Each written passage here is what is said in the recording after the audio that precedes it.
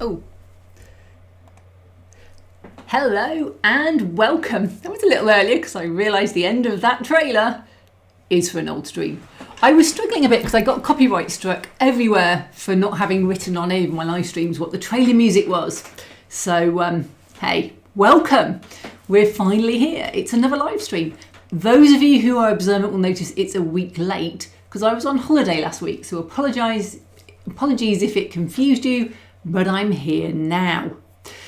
So this week, I know you all thought we were doing Thunderbirds this year, and I fully meant to do Thunderbirds all year for the live stream, but I have just been so busy with the 3 projects I have running that I haven't managed to sit down and even finish them, let alone do Thunderbirds. So that's a joy still to come. And in the meanwhile, this time we're going to talk about the 2 projects that are currently running, plus the 3rd one that's on the horizon that's also actually running now. So less on the horizon and more now. But anyway, welcome to everybody in chat. Welcome to everyone who's listening. Thank you for being here. So welcome, and I must say thank you to my moderators, to Norm, to Digger and to Timber. They do a great job stopping all those chat bots getting through. And if you get out of line and make rude comments about me, they will delete you. So this week, I'm going to talk a little bit about my Kickstarter, which finishes on Friday. And it's been an interesting journey, so I'm going to cover that a bit. So if you're interested in Kickstarters, perhaps running one, or even just understanding what they are, then I'll do a section on that. I'm also going to do a section on my latest 2 modelling projects that are kind of linked together and currently running. And then if there's any time, we'll chat and chat. So that's what's the plan for this evening. So let's just quickly see who is here. I've said hello to a few people on chat, but I see since then, Mark's arrived from Scale Models. Hi, Mark. Tamsin's arrived. Hi, Tamsin. Tamsin's one of my print testers for my Kickstarter and has done an excellent job. So thank you, Tamsin. She netfabs everything for me because I have a Mac and you can't netfab easily on it. At least I haven't worked out how to. She has been a real godsend. So thank you, Tamsin. Norman likes black cats like me. I inherited my uncle's cats when he sadly passed on, and one of them didn't last very long, but we had the other one for about 5 or 6 years. We were talking about pets earlier, and she wasn't a lap sitter. She was a cat that sat on the mat, and I do miss her. It's a shame. She was called Spitfire. The other one was Comet, and she was feral when she was younger, so she didn't take any prisoners.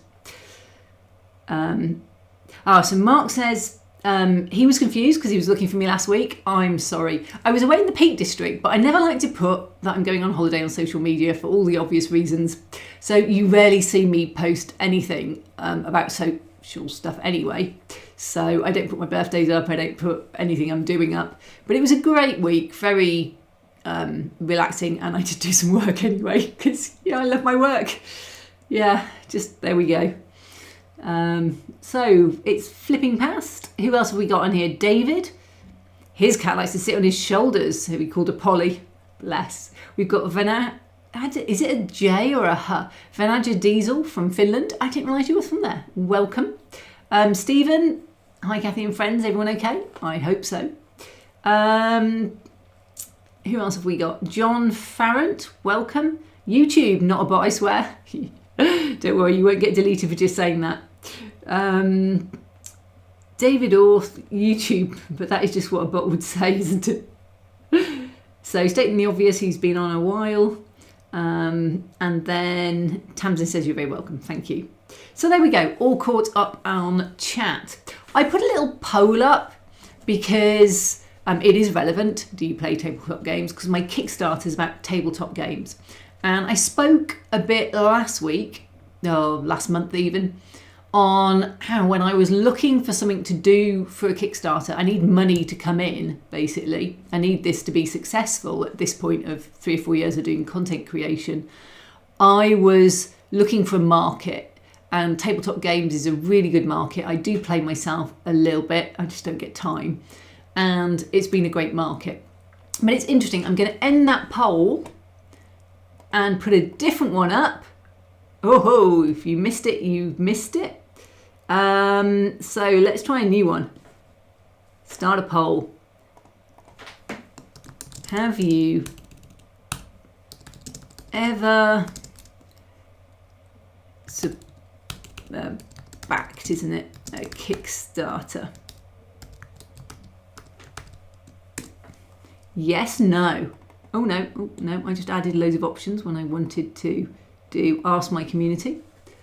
Oh, and everything disappears and it goes to top chat. Let's put it to live chat again. Right.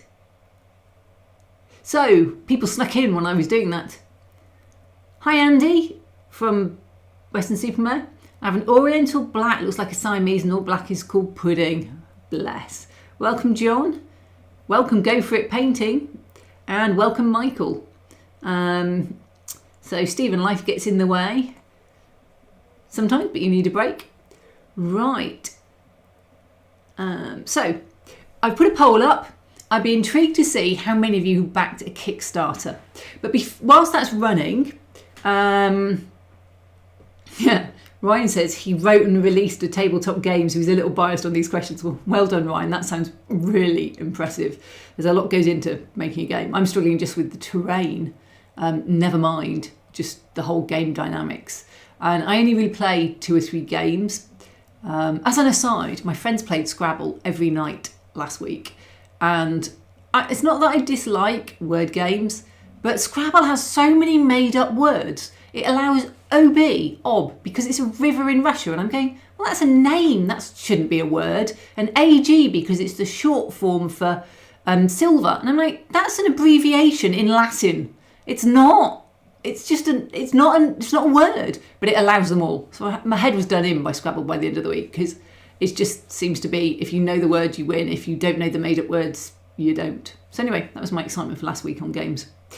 Welcome to the FBI, is that? From Florida. Nice to see you. And YouTube says he's backed multiple Kickstarter and an Indiegogo. Indiegogo kept emailing me when I started Kickstarter, sort of saying, would you do Indiegogo instead? I'm like, but I'm already live on Kickstarter, so what? It was just very, very sort of odd timing on their part, but I guess they didn't know about me before then. So here we go. Right, so feel free to go and do that poll. At the moment, it seems roughly that just slightly more people haven't backed one than have. Sorry, have backed one than haven't. Oh, well, yes is a 44%, no is 56%, let's put it that way. So yeah, Stephen says the English language is constantly changing. Stephen, the rules of games are normally nouns and abbreviations are not allowed. So Scrabble added 500 words last year, and some of them are made up words. They just want you to be able to use all your little letters up. I really struggled with the fact that they weren't actually words. But anyway, that's just me, you know.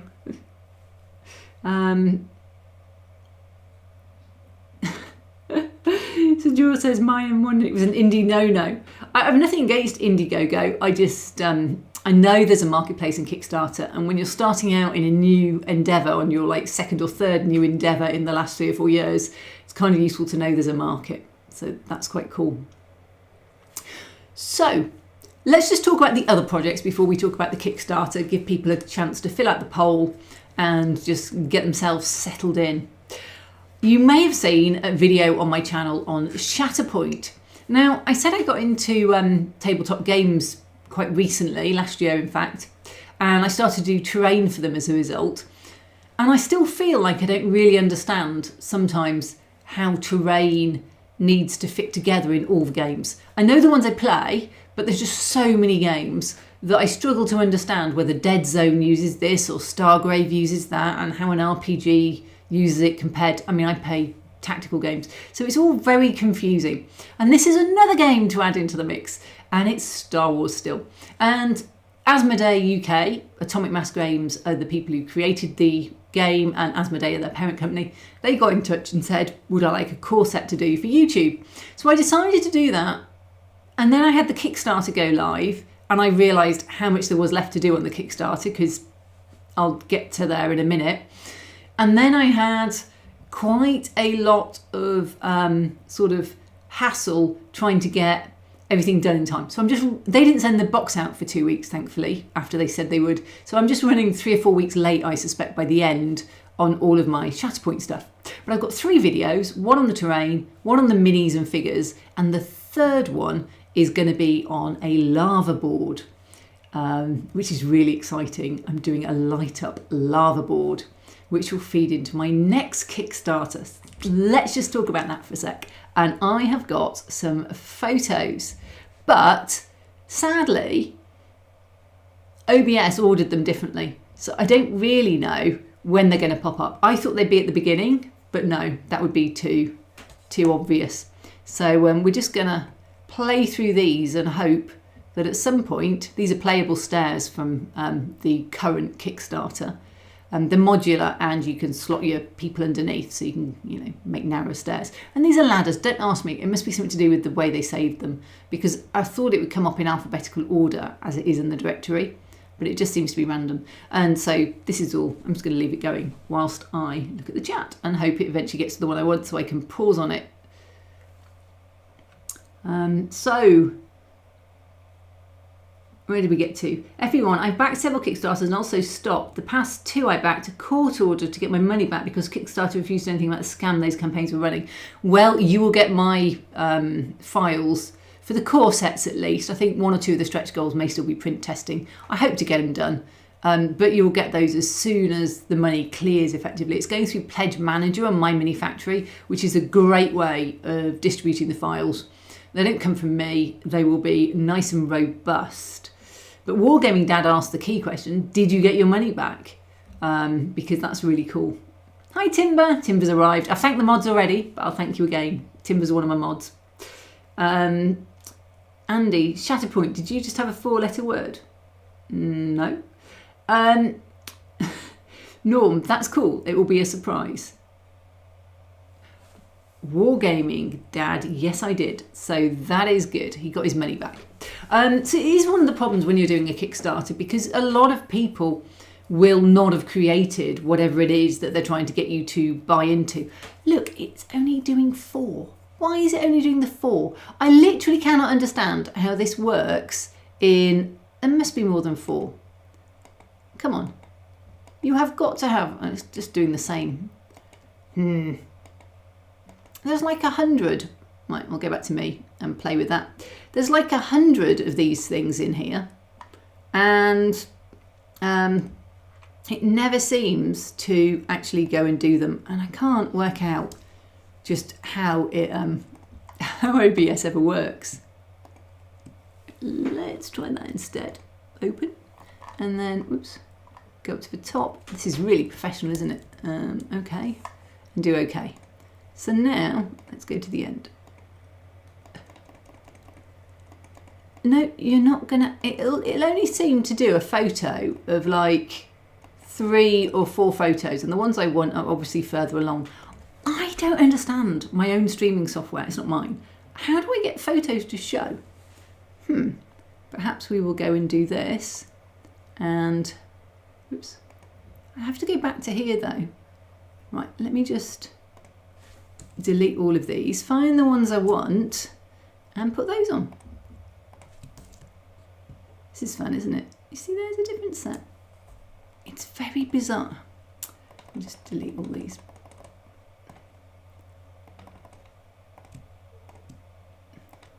Wow, this is hard work and really great on a live stream. So the ones I want to show you are add files. Let me just find them. They're on here. I thought they would be, yes. This is great. Okay, here we go. Because they should all be together because they are just at the same time. Right, okay, we'll add these. Okay, right. So this is the sneak peek. Hopefully it's going to show them, of my next project that's coming up that I'm working on. And you can see I've been printing it in between all the test prints on the other one. And it's going to be lava. Very exciting. So I've had a lot of thoughts over this year on how to design stuff, and that's part of the Kickstarter process. But how to actually design stuff that is printable, usable, playable, fit for purpose. And it's been a journey. A lot of my designs have ended up in the bin. And this is the latest one, and it's all of this is being done with clear filament. Now you can print this in normal filament and it'll be fine. You just need to use something like a fluorescent paint for the lava. But these are lava tiles, and they don't really show in clear filament. They're awful to take photos of, but it's really cracked, and there's lava rivers, which you're going to have bridges over so that all of your little men can get across in the game. And so this is what my current project is.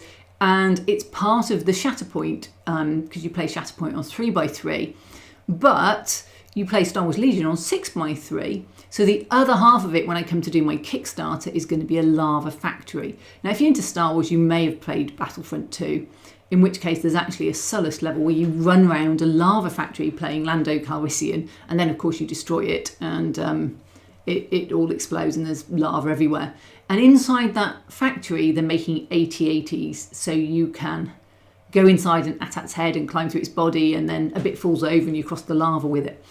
I don't want to make my Kickstarters too streamlined into Star Wars Legion or whatever I play. I want to make them more general. So there'll be some of that in there, but it will be anything, any lava game that you want to play, this should work for. There'll be environment tiles, which are the lava ones, and then there'll be building tiles, which will be gantries and things like that. So that's kind of, that's kind of where we are. Why is it? There we go. So I'm going to go back to me, because that's interesting. And I've just had a big message from YouTube saying nothing's working. Right, I'm going to go read chat for a while.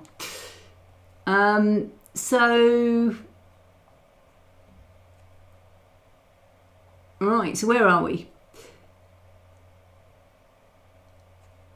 So Norm says, no worries, every live stream goes through issues with its technology. I don't understand though, because I've always had this problem that it only ever shows 4 photos. But anyway, you got to see the ones I wanted. Thanks, Mark, yes. Stating the obvious, to err is human, to really mess things up requires technology. Yeah. So, Madman, hi Kathy, I was curious about the lava tiles. Very cool. Thank you. They'll be, I'm hoping it'll be out sort of September, October time. But having just done a Kickstarter, and I am going to start talking about that soon, it's kind of been a process. I've learnt a lot. I've learnt an awful lot. I've learnt a lot about Blender, and I've learned a lot about what you actually need to do for a live stream. So I'm going to be passing all that on. There we go. So I've got this massive thing up that keeps telling me my stream is having problems and that it's on a poor stream status. I've got everything I possibly can off on my computer. So is anyone noticing poor quality? There's not much I can do about it. Interesting. Anyway, right, so hi to all the people who've just arrived, Madman. So let's talk about the Kickstarter. So last time, because I hadn't done Thunderbirds for last time either, I was talking about the Kickstarter and why I chose to do a Kickstarter. So I'm not going to go through that this evening. You can go back and look at just, why I chose to do this. And thanks to Digger for saying the sound and vision's fine, and Ryan saying the same. Okay, so everyone's saying it looks all right, so that's good.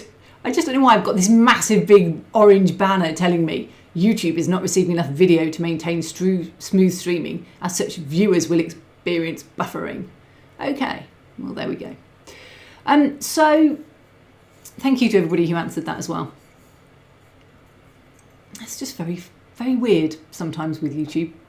Normally it's because my backup device, which goes into the cloud, is running and it just hogs everything. But there we go. So, Kickstarter. I'm going to end the poll, which is at 50-50. So 50% of you, so that's half, so it's 22 out of 44 people have backed a Kickstarter, so you'll know what I'm talking about. For the other 22 people, I'm just going to quickly run through what a Kickstarter is. It is a way of sourcing a project you haven't quite finished yet, where you don't have enough capital. But it has also become a de facto way of selling 3D prints to the world. And you start off with a core set, in my case, I had 2 core sets and then a combined set for all in. And you choose to do stretch goals or add-ons to pad those out. So add-ons are normally things you've already got designed, maybe previous campaigns and things you've run, and you offer them at a discount to encourage people to buy. Stretch goals are the more people who support you, the more stretch goals you open up. So my Kickstarter has stretch goals every sort of 2,500, 3,500 sort of pounds coming in. So the more money I get getting in, the more I do. But because I've got more money coming in, I can afford to spend more time doing more models. And that kind of caught me out, and I'll talk about that in a minute. Hi, Bill. I'm really confused. So I looked at normally says the poll is dead, and then I saw it said even. Lol. So Kickstarter. It's just a way of getting money in, but there's quite a good marketplace for terrain, which is what I'm doing, and I went through that last time. So what are my experiences? Well, the first thing was, you're never ready for your first one. You think you know what you're doing, and I would not have been able to do this Kickstarter without Ben from Second Dynasty. He has spent hours chatting with me on Discord about how I should be doing things, when I should be doing things, what pricing I should be using, how I do this, how I do that. And it has been, I've learned so much from Ben. He's been very supportive and it's been really, really good. Ben is from Second Dynasty. He's running a Kickstarter in June, which is little miniature starships. It's called Operation Maelstrom. And it used to be called Starfighter 3, but it's Operation Maelstrom. Go check him out. I will not put a link now because I'll probably crash the whole computer trying to get there. But he's really been so supportive. So this is my shout out for Ben at Second Dynasty. And it's second with a 2, ND, Dynasty as you'd expect if you're British, Dynasty I think if you're American, and the rest of the world can take their chances. I won't do an accent. So he's been brilliant. And he was telling me to do things that I hadn't done and to think about things that I hadn't thought about. And in the end, I knew he was running a Kickstarter in early June and he was going to put a landing pad into it. And I didn't want to crash across his landing pad because I was doing modular landing pads, and he didn't want to crash across mine. I didn't want to leave it later, but I was going on holiday in May, so I didn't want to finish the week I was on holiday. And I either had to get it out so I was finished before I went on holiday, which I didn't manage, or get it out so the holiday was in like week 2 or 3, so that it's a quieter week and I wouldn't have a lot of stuff to do on holiday. So I ended up going live in, must have been the end of April, because I did it for 30 days, just so that I would be out for the end of May. And I'm finishing on the 26th of May, which is Friday at 9 p.m. So if you want to pledge, I'll talk more about that in a minute, then please do. You've got 4 or 5 days left. But I just didn't realise how much you had to do for a Kickstarter. So for a Kickstarter, you need models. And I'd spent 3 or 4 months doing models. And I've got some just sat around that didn't go into it because I ended up with too much stuff. I was doing modular landing pads and I started to do buildings and I started to do this and I started to do that. And then I thought, I should do some that are more appealing to something like Star Wars because it's a big market and it's the game I play. And I decided to do this sci-fi ring. It's like Star Wars has a lot of ring landing pads. So I did a landing pad that was a ring. I did it in sci-fi. And then I thought realistically, because they have a lot of rings in all over the world in Star Wars, but the most famous one is obviously Tatooine. So in the end I thought I'll do a desert one, very late edition. I'd also half done a Bespin one, so I did that. And I didn't want it to be about Star Wars, I want it to be about my own creations. So the Saverna one is in there that I did from a Traveller video I did a couple of years ago, and I'd done it in styrene and foam, and I've now recreated it in 3D print. And actually the building that's on the side upstairs that I'd also designed is in that same style, so it will go with that. I had just so much. I made so many mistakes, and I'm going to go and try and put the photos on to show it. So let's just do the whole, I'm going to change these photos out for another set because I don't seem able to have more than a few on at a time. Let's add, let me go add a few more files. So these photos are the ones that came after this lot. Here we go. So my early days, I'm going to put 12 on and we'll see how many it actually accepts. Oh, it's hidden by that. Okay, right. So my early days, almost the whole of January, was spent doing print tests like this. How fine can I make things? How good can I make the designs? Because terrain, the marketplace I was in, is always in FDM really for price reasons and robustness. If you drop a resin print, it will smash 9 times out of 10. If you drop a FDM print, it will smash the resin one on the way down. Don't ask me how I know that.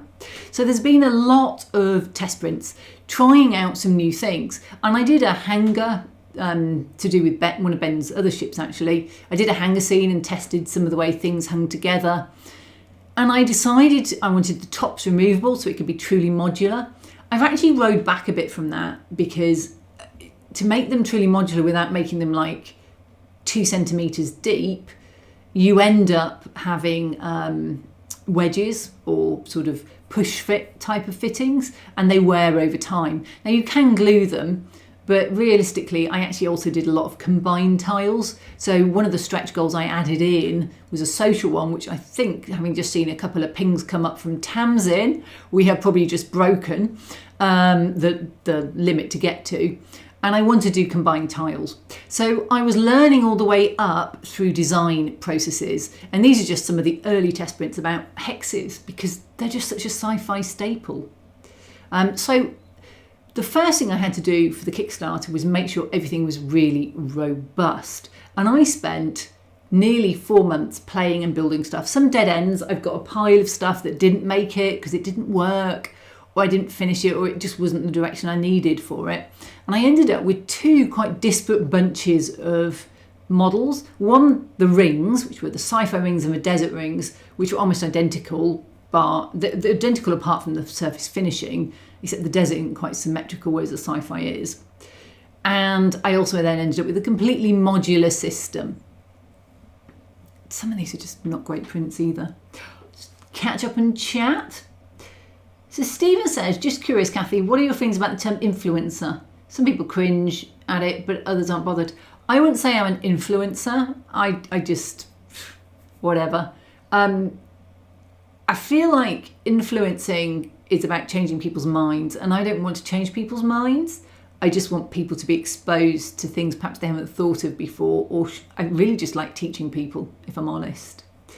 So hi Bill. FB1, I have several of Second Dynasty's files, love his work. Ben's great, so FB1 has already supported him, that's good to go. John Crooks, Kathy, no problems, that's good. Ryan, I think the biggest thing stopping most people from doing successful Kickstarter is their organic reach. Sometimes you put an amazing piece of work together and it barely gets seen. I'm going to touch about that in a minute, just how a struggle it has been. So Poli, I voted never backed. In fact, over 30 years ago, I backed a guy who would now be called Kickstarter. In the end, got nothing and lost my money. Yeah, you are much safer with 3D print files because most people will already have the core set done, and you can normally see printed versions. So there's a lot of printed versions in my blurb, as well as renders. You can normally see those printed versions coming out. So you know that at least they have a file that they've printed. It's quite different. Hi, Oswestry Road, Motive Depot. Bill just found Timbersurf's YouTube channel. Go check it out if you haven't. And then Tamsin, not quite, my pings took it to 98 comments, only 2 away. So there is a social goal on my Kickstarter. If we get to 100 comments, then it unlocks the combined tiles that I'm so excited to have, and a workshop edition that I'm very excited about, but I haven't actually built yet. It's on the slate for this week. So go and make some comments on my Kickstarter, even if you don't want to support it, and let's see if we can just crash through that social stretch goal, please. Tamsin's doing her best. So Bill says, Kathy, the gaming scenery is crazy popular. That said, Luke from Geek Gaming has left Geek Gaming to get a 9-to-5 job. I didn't know that, but I'm not surprised. It is quite a tough market. I'm also a lot older than Luke, and I have my mortgage paid off, but I am ploughing through a lot of my savings at the moment. So I do need to start earning money, but I don't really spend much money nowadays except on work, and all I do is work. So I can see Luke's in a bit of a different place from me. I've had a 9-to-5 job for, I'm going to say, nearly 30 years. It was probably about 25 by the time I quit. I had a 9-to-5 job. And after a quarter of a century, I think it was time for a change. So I can imagine, I can imagine we're in quite different places. It is you have to get used to having no money coming in and not expecting to have any money, which is why I've changed and gone to this more sort of populist approach on what I'm producing, perhaps. So Timber applauds modular, features strongly in his designs. I think modular is the way to go. And then Timber's gobsmacked Luke has given it up. I'm actually quite surprised at it. But then Geek Gaming is still going. He's just not doing vids anymore. I think if there's one thing that will drop when I end up with things, it will be the YouTube channel will have to go to smaller things, not big dioramas, because they take a long time. And I've already said that a few times. So the Shatterpoint one, I was going to do 3 videos. Terrain, which I've done. Figures and bases, which I've just still got the B1 Droids and Kalani to assemble and then paint them all. And then I might do the bases as a separate video at this point. And then 4 is the board. And the board has shrunk down a bit, and 2 or 3 bits of the board are going to go into different videos because the board's the same physical size, but probably some of the extra bits are going to be on a separate video because I want to do a big set of lava waterfalls and it'd be a really stunning high feature, but I just can't get it done in time to get the video out in a reasonable time. So it will go into a separate video. But it is a grind being a YouTuber and you don't earn enough money out of it to make it worthwhile. So for me, it's going to have to pivot to being a sales channel. And I'm not really a seller. I don't like selling myself. And that's one of the downsides of something that I've hit over the last month. So I'm surprised at that. I really should keep up. I haven't watched YouTube in a while. I've just been too busy. I get up at 6:30, check my printers, start work at 8. I kind of work through, go around the park at lunchtime for a walk, but work through till 6, have tea, work through till 10. It was 11:30 last night because I was waiting for my prints to finish so I could get someone overnight, and then repeat every day. So it really becomes quite a grind. Now, I love my work and I really enjoy it, but this is really just during the Kickstarter because I have so much to do because I'm running 3 projects at once, and that's my bad.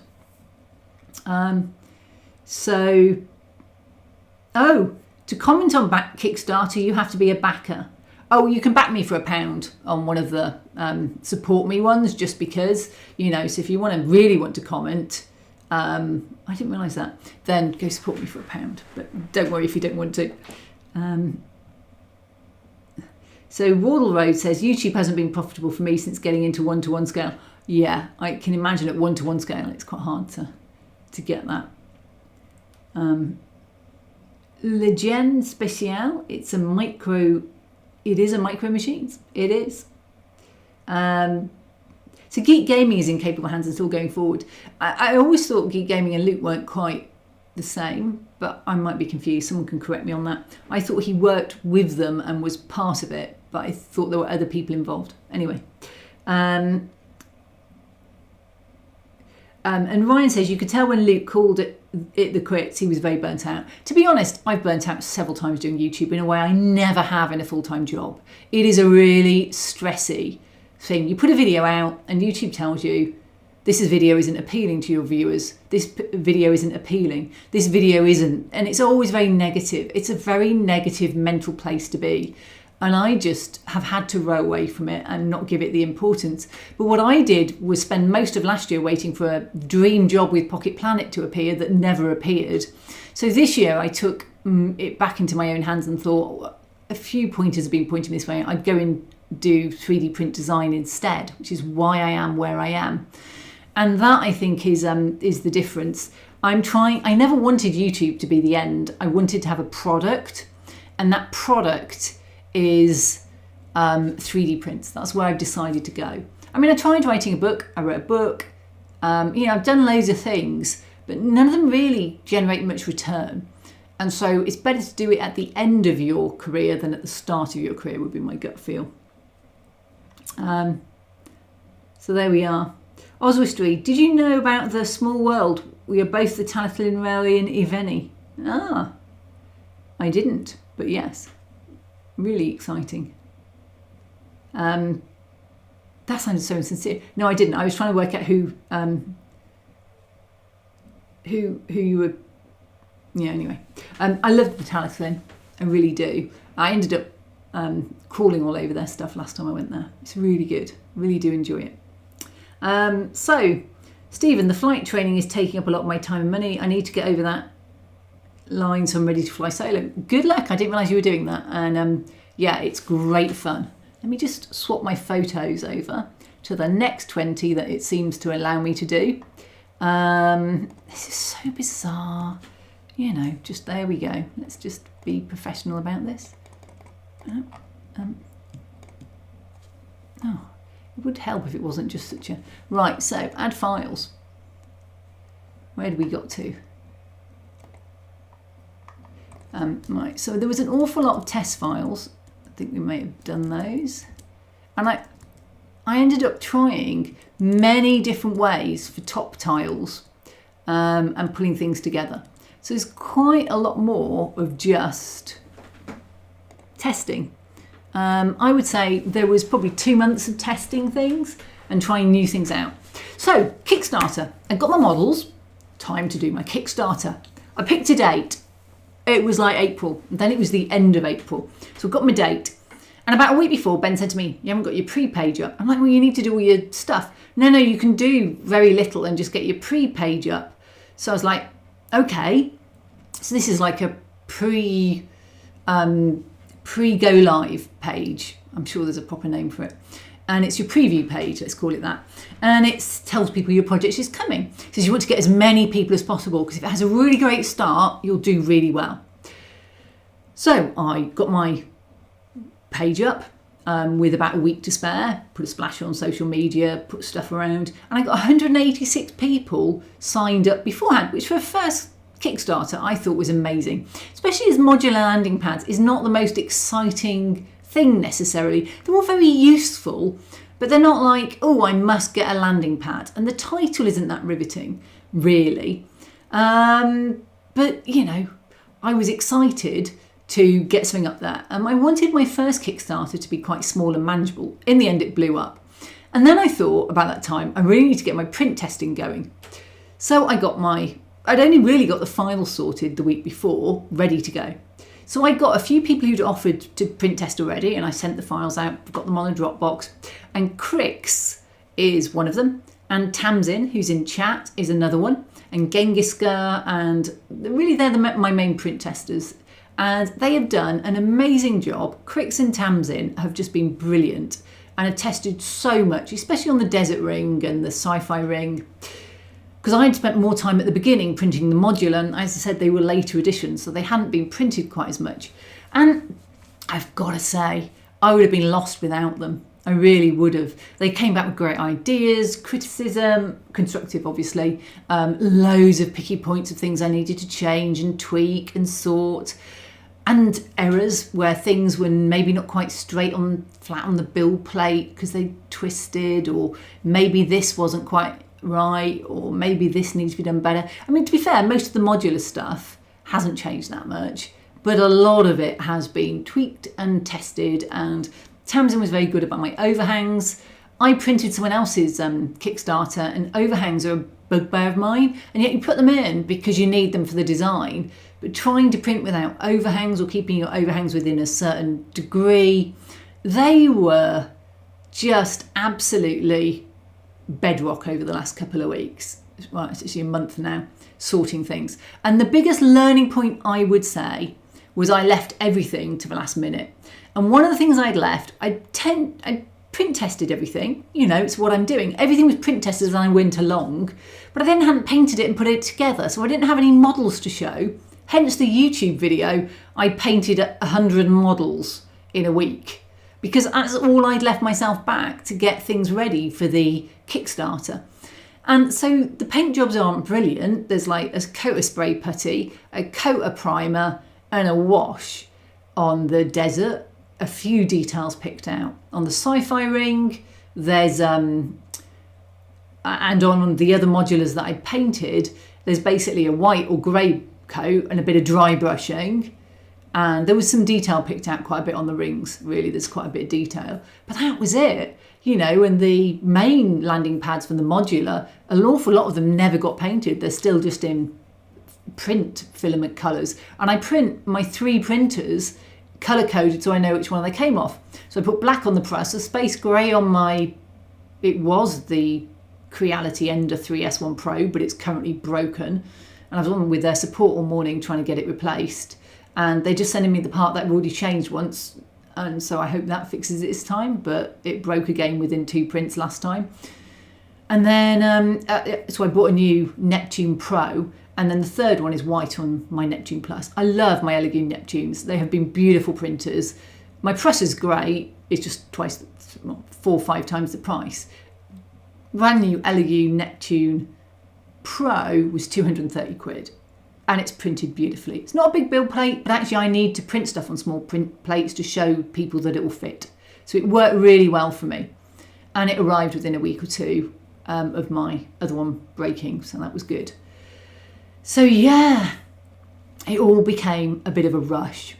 And then you realise a Kickstarter needs graphics. It needs the words, that's fine, I can write words, but it needs all the renders doing. All the renders need all my STLs putting into Blender, creating a file, so I needed a backdrop. And actually, Blasted Summerflange, I think, told me, do a PNG, just a clear backdrop, and put that on in, because you can do transparent with PNGs, which you can't with JPEG, put that on in Photoshop. Absolute result, thank you for that. It was really good advice. So it's just been, it was a rush, and I went live in an absolute panic because I realised I hadn't actually designed most of the stretch goals, and I was pulling stretch goals together the last couple of days of things that I still wanted to do, but I'd kind of thought, well, you know, they could be expansion packs or something. And then suddenly you want stretch goals, and I wanted a free gift, so I designed that and had to print that. And a lot of the stretch goals, if you look, they're sort of in silhouette and then a lock symbol, and they go unlocked and into colour sort of renders when they're unlocked. And some of them have still got question marks against them. The workshop edition, we were talking about my social stretch goal a minute ago, that is still in my head. I know exactly what it's going to look like, and it won't take me long to do. And the free gift is actually part of that. And you can get the free gift if you want. It's the only thing on my Mini Factory page at the moment. So panic would be the way I would describe the week before go live, when it suddenly occurred to me that I 10 days earlier I'd put the page together, I'd got most things in, I just had a few things left to do. And suddenly there was this huge panic of, actually, there's a lot more than you think you need to have ready for go live. Because I don't actually need to distribute files for another 3 weeks. I finish this week, and then Kickstarter takes 2 weeks to get the money in and pass it to me. And I don't distribute files until then, until I've got the money. But they're going on Pledge Manager, so I now need to load them all up onto Pledge Manager. And I understand the My Mini Factory site can be a bit of a, So I need to spend a lot of time getting that sorted. And although I am set up on My Mini Factory and Pledge Manager is in a saved state, I haven't actually gone live with it yet because, I don't know when I probably should ask Ben and ask him when I set up Pledge Manager. But they said I didn't need to do it until now. So it got done, but I need to give them 2 or 3 days notice for the pledge to go live. I don't really think it goes live before the Kickstarter finishes, because that would be odd. So we'll see. Put it this way, the Multiverse one finished a couple of weeks ago and his isn't live yet. he's still in the waiting for Kickstarter to come through. So I was just following him and what he does. He does some great stuff. I bought one of his Kickstarters. So yes, that is basically where my first week was. Absolute panic. So someone had recommended to me, go small for your first Kickstarter. And that is my top tip. You want it to look professional. You want great graphics. You need a video. You need a pitch video. So you need to allow time to paint models to show that they're real. So people have faith that you have models behind your Kickstarter, especially if you're a first timer. But you also need to actually just keep it contained. I ended up with a lot of models, and the more models there are, the more chance that there's going to be errors in things. Now, I print tested to test everything to death, so I hope not. And everything is now snagged. What we are in is the final print tests on some of the stuff I did for the core set and stretch goals now. So we're print testing that. But my learning point, and I need to talk to Tamsin and Quicks about this, is once I'm finished this one and the files are out, I'll be working on the lava one, which is the next one. And that lava one is going to be, I said September, October. It's going to be in print testing as I finish off files. So the bases are done, if you want to put it on a lit base already. The lava tiles are, I've done about 12 of the 36 I have to do. So there are about a third there. And they're very similar once you start off. And when I say I've done 12, 4 of them are the same design, so it's not hard. But I printed about 6 so far. And, I'm going to get them out there so they can start looking at them if they still want to print test for me. I'm just overwhelmed how much time they put into it. And I know it's fun for them to get things early. And I've print tested for people quite happily. But it's still a big ask to do. So, thank you to them. But let's put some different photos on and go look at chat, because I feel like I am just deluging you about Kickstarter, and you may have some other stuff you want to talk about in chat. So let's just, it's like 6 inches for this. So let's go add some new files. It's very professional. I don't know how you do this. Maybe I set up like different pages next time. So let's go. These are my, so these are all, this is the last set I was going to show. These are all the final designs from the actual Kickstarter. You can see how many they are, and I think these are all probably the same size, so I can just make them a bit bigger. So there's so much variety. They're all modular. The rings in the background are modular. Everything is 3D printed, including the canopy you can see on the desert one. That is a Darkfire Designs lat. I love Darkfire Designs. I don't do many patrons because I don't earn any money, but I do support him. This is just a simple basic circle. That's a circle 3, I think, with a very simple side. There's handrail ones. That's a 28mm figure, so you can see the sizing. That's quite interesting. And most of the clones are all 35mm. For ships, I don't have many in the right scale. So they're either mission fleet like this one, which are a tad big. This is Starlink. It's a computer game that I found it cheap in the local toy store. Toy stores is where I've got most of these. And the other ones that you'll see floating around, the purple ones and the kind of whitey ones, are Lightyear ships from Buzz Lightyear, the movie. The great toys, and they were really reduced, so I bought like a ton of them. The really big long one is bright purple, is going to turn out to be white. And someone's done it and it looks amazing. It looks like a sort of squished Millennium Falcon sideways. And I've got 2 of those because I found them cheap over the time. So those are sort of ships that I want to add in to the future. But these rings are just so large. They're 2 foot across. It's going to be brilliant centerpiece. You could do half of one or something, or you can do S's. You can do all sorts of things. You could take the top off and put it separate. You can, just have the lower layer and have them walking around the top. Loads of different things. But this is going to end up going to the local game shop because I just don't have room to keep everything. And space becomes a real issue. So I'm going to keep them for a bit till the next Kickstarter's a few. And I'll probably keep the desert one because I might do a desert Kickstarter again. But I suspect this sci-fi one might end up going to the local gaming shop.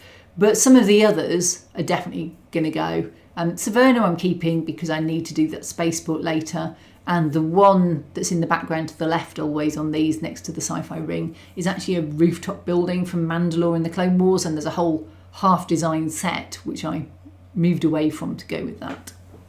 I'm going to leave those up and look at chat. So I like and think the grid floor with the fan below looks amazing. Thank you, John. It actually got redesigned about 20 times. It is there. And if you put the right base tile underneath, it's still see-through, so that's quite cool. YouTube says he has my book. Thank you so much. Yay.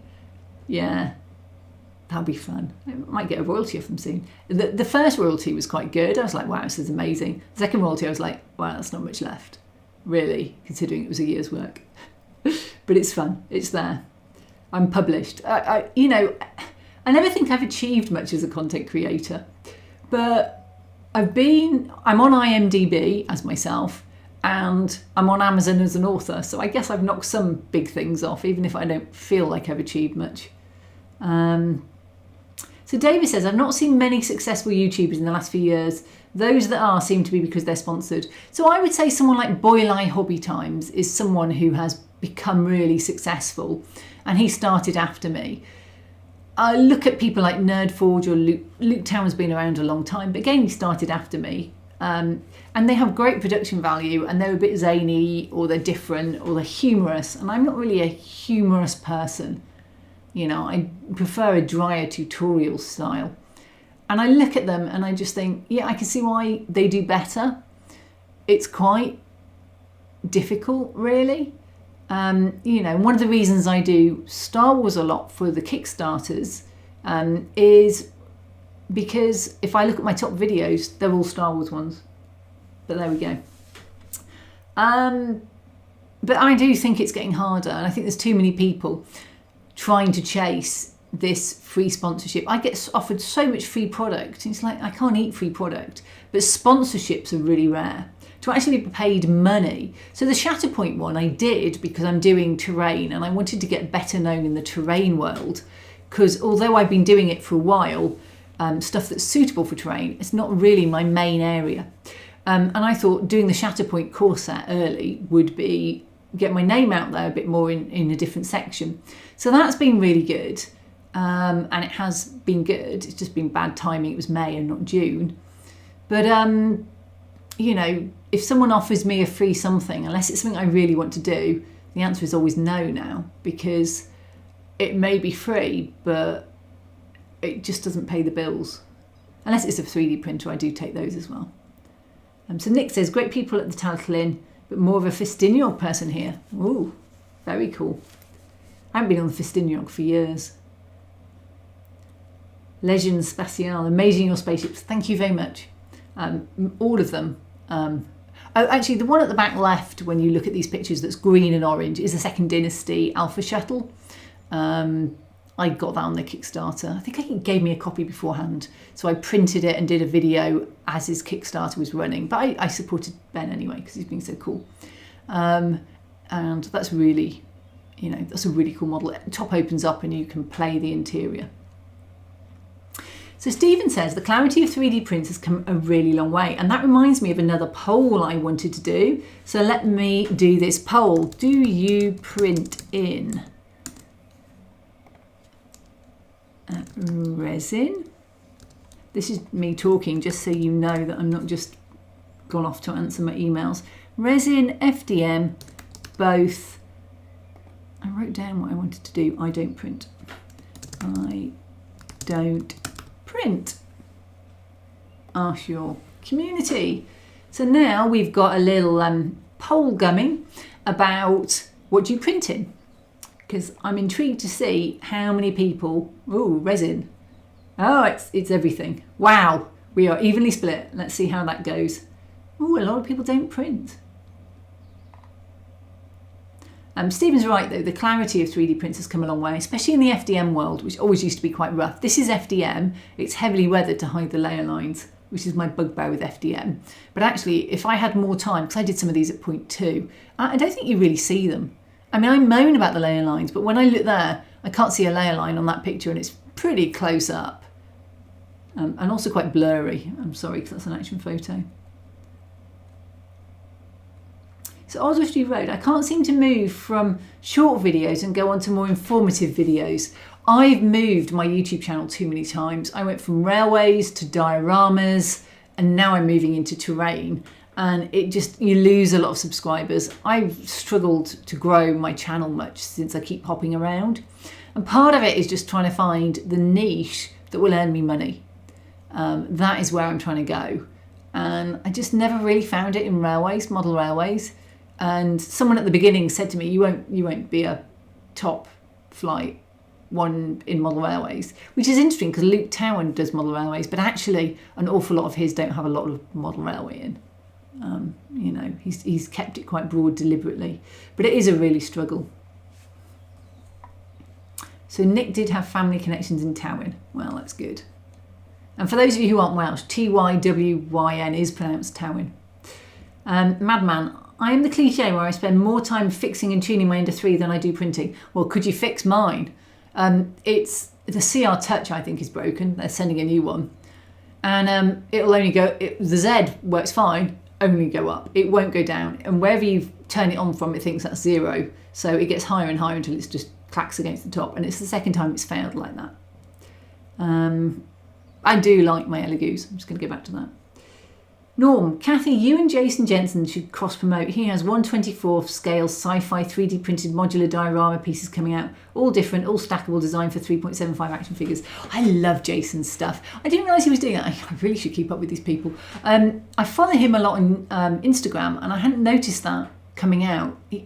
But yeah, it's interesting. I note that he's doing that in sci-fi, not in model railways, which he also does. So that's an interesting one where he's done that as well. So, but Jason's great. I do like him. He does great stuff. If you haven't seen his giant one, I also follow Empire Toy Works, who he follows, and I suspect there are others. There are a lot of men who've converted their rooms into giant spaceports or things like this in the popular action figure scale. So normally 3.75, but sometimes slightly bigger, like a 12th, which I think is 6 inch.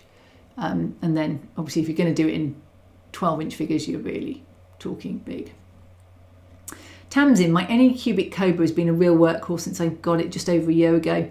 Literally Thursday was its first birthday. Happy birthday, Anycubic Cobra. I started with Anycubic and they all broke over the years, so I moved on from it. I still use Anycubic resin actually in my printer, but yeah, I had a bad experience with almost all the printers I had with them. So I didn't really stick with it as a brand, but I think you just, yeah. For the sci-fi and desert rings, it pays to plan out which parts you want to print before printing. Not really an option for me with the print testing, so I've got nearly 2 full rings. That's why, I mean, I've got 3 rings, 2 lowers and 1 upper here. So this is too high. And I'm going to end up giving probably the sci-fi one to the gaming shop. Not necessarily in the next few weeks, but I did chat to Joe, the owner, about it, and it will end up going there. And he's very happy. He was asking for stuff the other day. I did say to him, I've got an entire Ord Ferrum multiverse Kickstarter printed out that I just don't have space for because I'm now designing my own. And I probably, you know, if someone wanted to take it off my hands and paint it and do it for him, then they could have it. So I need to talk to some people about that. Because, you know, I think if you're in a gaming store, your stuff gets trashed quite quickly. He was saying someone had dropped some of his more expensive pieces off a big box at the top and smashed quite a lot of money's worth of terrain. So I think it's quite easy to do. Just the rings as the arena in Geonosis and then set some beasts on Annoying Jedi. Oh, now I got somebody had done the beasts from there. It was either Squamit or Hokuzo or someone like this, Skullforge, and they'd done the beast, so you can recreate that scene if you want. So Stephen Ryder, fist pump for fellow book buyer. Hey, yes, thank you. So Bill is having chat issues. Yeah, you should have seen me typing earlier. I couldn't type to save my life. So John Crooks, the toy shops must love you coming in and clearing them out. They do. I'm not paying more than £5 for that. So Matt Smith, hi all, slightly late but better late than not at all. Too right, and it's good to have you here. So we're talking Kickstarters, which probably, as that's been up a while, you may already realise. And the clue's probably in the title as well. So David Orff, I don't think Luke Towan depends on YouTube. He doesn't do enough videos for that to be the case. No, he's an airline pilot for Qantas. So he earns enough money from that and does YouTube in his downtime. And I don't think he even really wanted to go part-time to do YouTube and to put more effort in. You know, he must earn enough he will earn enough to live on compared to me. But compared to being an airline pilot, I would never risk YouTube for that. Just no. And then Luke did a great single DMU body print train recently. He did, and I still haven't watched it. Oh, I'm just bad. Right, so Luke Towan is an airline pilot. Oh yeah, someone's already written that. So Timber says I only do resin. I think for terrain, as I said earlier, you have to do FDM. So Eric, hello from Georgia. Very nice. Hello from Rome, Georgia. Very nice. YouTube, I don't print yet. I model trains in N-scale and look forward looking at resin printing. What I find interesting is 50% of people don't print, 9% do resin, 18% do FDM, and 24% do both. So what that tells me is that most people that get into it end up getting both. So Madman says he printed those moisture evaporator parts at 0.16. I print everything at 0.16 or 0.15. Bill, just watched that one yesterday. Oh, that'll be the Luke Town one. So Digger, I've considered obtaining a printer, but I see others making top quality like Timbers, and I think, why bother printing it myself? Well, I guess I'm just fussy, but I do like to print my own. Madman says he's struggling with support. There is a real struggle to get support. One of the things I think you'll find is that certainly everybody I buy off is pre-supported. I rarely buy somebody that I have to support myself. I often end up re-supporting if I put it on a bigger printer because it will wrench the fine supports off. But if I'm printing on my Mars, they almost all print fine. Tamsin, my test prints, including the scatter pieces, have all been printed at 0.2 layer height. It's barely noticeable and should be lost with filler primer. Tamsin, you're so right. I think you're so right there. I do them at 0.16, but I often do. I was doing them 0.2 by the end for speed, and even 0.28 and 0.3, just whacking it through just to make sure it printed. It really depends what the piece are.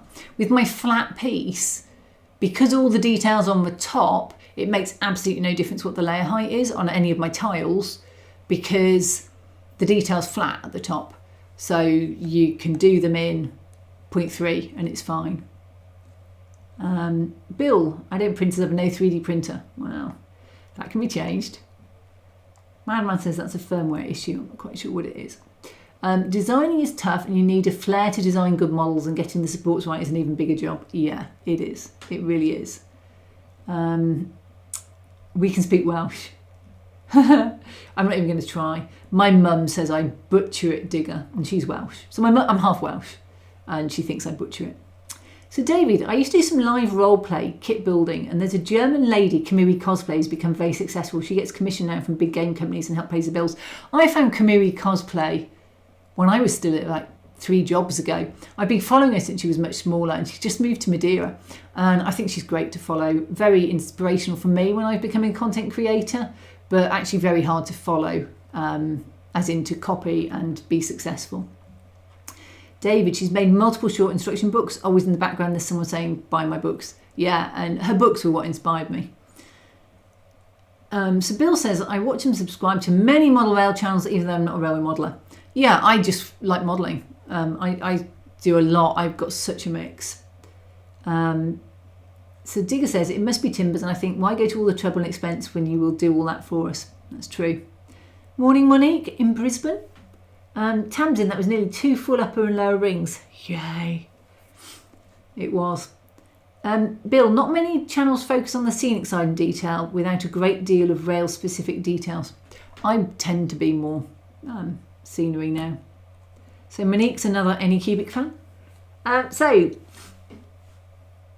So Eric says, are you going to start a My Mini Factory to sell your files? Yes, is the short answer, because I'm managing my Kickstarter through Pledge Manager, which is a My Mini Factory product that delivers all the files for you, because they're so big. I don't want to manage delivery. My Mini Factory get the information from Kickstarter and deliver all the files to the people. It's a great system, works really well. I've used it on the ones Kickstarters I've bought, and I would recommend it to everybody. But you have to pay the fee to be a premium creator if you do that, so you get the shop anyway. So all the things will go for late pledge, and then once they're up on late pledge and everything's sorted, I will start putting them on the shop in packages. But they're quite hard to package a modular set. So the rings will be quite easy. Bespin I can see as a separate product. The modular core will probably end up as one. Maybe Saverna will be a separate one. I need to think about it really, to just work out what it is. We'll see. So Bill says, I'm starting a channel, however earning from YouTube never crossed my mind. Don't worry, Bill, it won't cross your wallet either for a long time. David, have a small and medium large resin printer, Elegoo Mars Pro and Saturn 2, but I'm thinking of adding an FDM later this year, laser cutter first. See, I thought about laser cutter, but because I want to do stuff for other people to use and design now, 3D printers are far more accessible for people. Yeah, don't. Bill says, to be honest, I never considered it as an income source. Don't. It isn't. I mean, I have 90,000 subscribers and I get £200 a month off YouTube. So, I mean, I'm not putting a lot of video content out at the moment, but the most I've ever had in a month is like £400 or £500. And you just can't live on that. And that's a lot of work to get to £400 or £500 a month. So Bill needs to get a printer because he spends too much on 3D printed items. So Tamsin, yep, I'm finding that. Currently working on recreating the interior of peach trees from Dread. I've seen a preview. It looks very good. Not easy when you don't have the blueprints and have to work off screenshots. So let's talk about scale. Okay, so when I've worked in the past and then I want to come back to the second part of Kickstarter. So quickly, a little bit about scale. Model railway is easy. It's 1 to something. 1 to 48, 1 to 43.5, depending whether you're doing American or British O scale, 1 to 87.5, 1 to 73. You know your specific scale. You can get a plan. You can go count bricks on a building. You can go and Google map it and get a rough size. You can find so many ways to get your building spot on, and you can model it. And one of the reasons I'm not doing railways is because it is so specific. People notice when you get it wrong. But then I came to design this, and you want to hit all the markers, and you can go from 28mm to 40mm is actually what Shatterpoint is. And you're like, and what does that mean? What's 40mm? And people argue about what that actually translates into. So 28mm is about 1 to 59. I tend to use 1 to 60, which is master grade from Gundam. So it's a sort of well-known scale 1-2 model. I use 1 to 48 for Legion because, again, there's a load of vehicles in 1 to 48. It's a good approximation. And probably for Shatterpoint, 1 to 35 would be a better one but it's actually 1 to 43, which is ironically, I think, British O scale is 1 to 43 and American O scale is 1 to 48. Did I get that the right way around? So, British O would work very well with it if you are finding vehicles. But again, I might just stick with 1 to 48 because often you want your vehicles to be a little bit smaller because vehicles are huge in model sense, especially if your figures are as high as they are.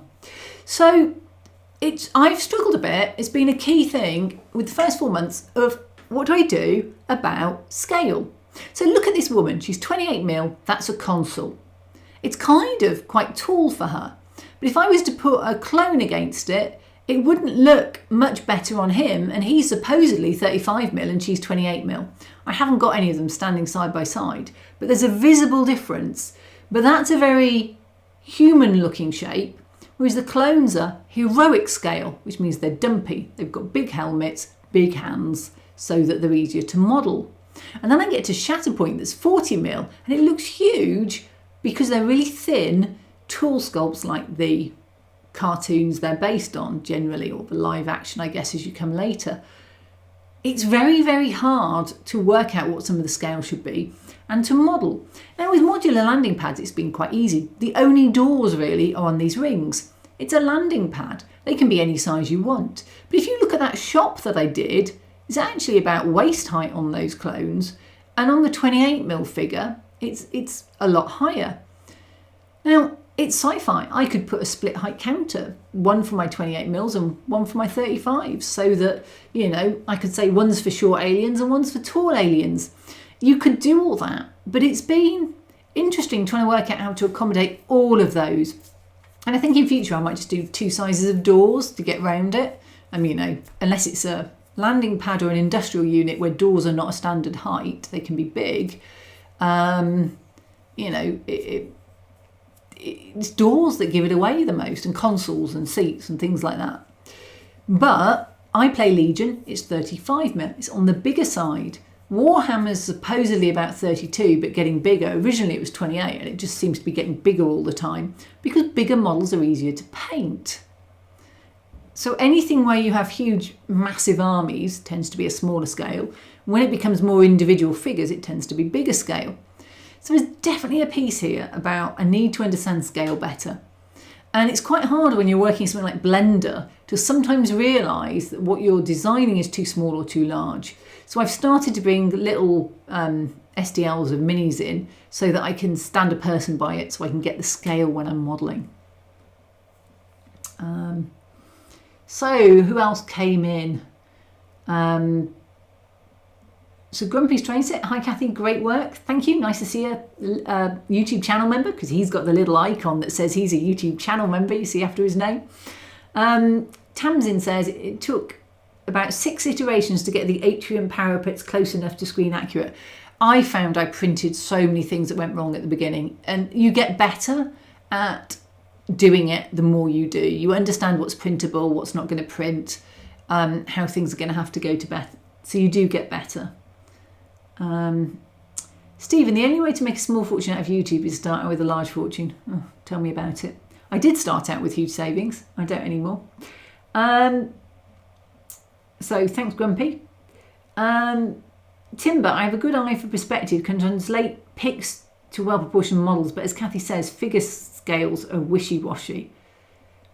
So Nick does 1 to 56 for vehicles in 28mm. That's true. I mean, you can see here, clones and Lightyear ship. The Lightyear ship's about 28mm, but this ship's a clone ship. It's designed for clones and it's got clone figures that fit inside it. But actually, you can't get as many clones in as in the actual movies because that would just be too large. So Bill says he finds gaming scales erratic. I found them very, very erratic. A minute you do have to use figures. I've struggled otherwise. And Ravenson Express has arrived. Better late than never. So, I talked a bit about my first week being an absolute panic. I went live. And then I had 6 weeks left to see how it went. And I was blown away how well it went.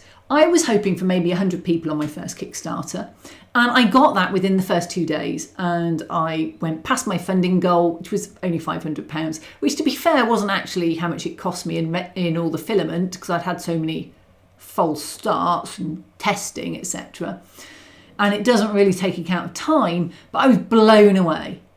And I did really well. And I got to about £5,000 really quickly within 2 or 3 days. Went through all those stretch goals. And I was thinking, wow. And people were telling me, Ben especially, this is how his go.